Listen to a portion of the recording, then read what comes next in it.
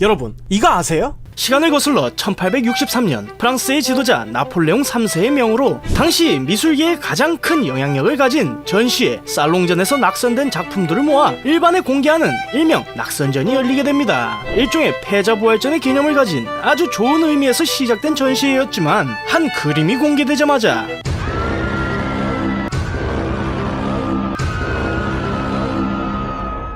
그야말로 혼돈의 카오스가 벌어지게 되었죠. 사람들에게 엄청난 충격을 가져다준 이 그림의 정체는 바로 인상주의의 아버지라 불리는 에두아르 마네의 풀바디의 점심 식사였습니다. 지금은 명화 중에서도 명화로 손꼽히는 이 그림을 본 당시 관객들의 반응은 야, 이거 완전 야짜리잖아.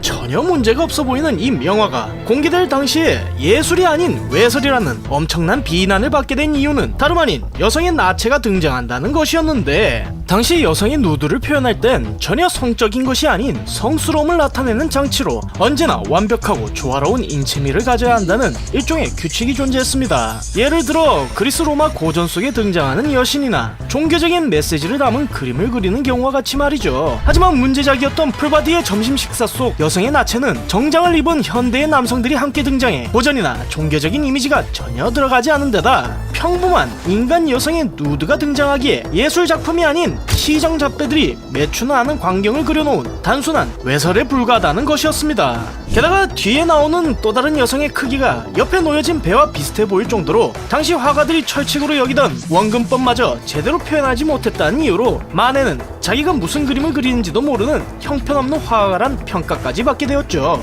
심지어 관중들 사이에서 들고 있던 지팡이와 우산으로 작품을 훼손하려는 시도가 벌어지게 되자 전시회는 곧 엉망진창이 되었고, 그렇게 더 이상 낙선한 작품들을 건 갤러리가 아닌 국내 낙선전 갤러리 꼴이 나버린 상황이 되자 결국 주최자 측은 어쩔 수 없이 그림을 사람들의 손이 닿지 않는 높은 곳에 걸어놔야만 했죠. 심지어 낙선전을 연 나폴레옹 3세마저 풀바디의 점심 식사를 보고 난 뒤 아주 불경스러운 그림이라며 두 번 다시는 낙선전과 같은 전시회를 개최하지 않았다고 합니다. 아무튼 당시 프랑스 미술계에서 욕이란 욕을 다 듣게 된 마네는 그러거나 말거나 여기서 멈추지 않고 또 다른 형식과 규칙을 깨부순 누드와 올랭피아를 대중에게 선보이며 불필요한 규칙으로 얽매여 표현의 자유가 억압된 그들만의 리그였던 제도권 미술에 대한 정면 도발을 계속해서 이어나갔고, 수많은 젊은 세대의 화가들에게 큰 영향을 끼치며 기존의 낡은 것을 타파하고 새로운 현대적인 미술을 추구한다는 인상주의의 거장으로 남을 수 있게 되었습니다.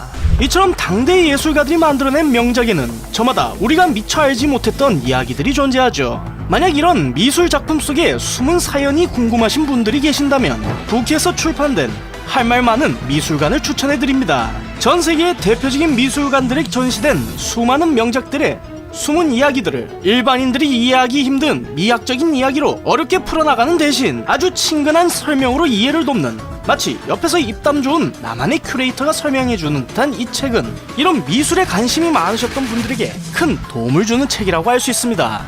몰라도 상관없는 지식 몰상식, 다음 시간에 좀 더 재미난 이야기로 찾아뵙겠습니다. 감사합니다.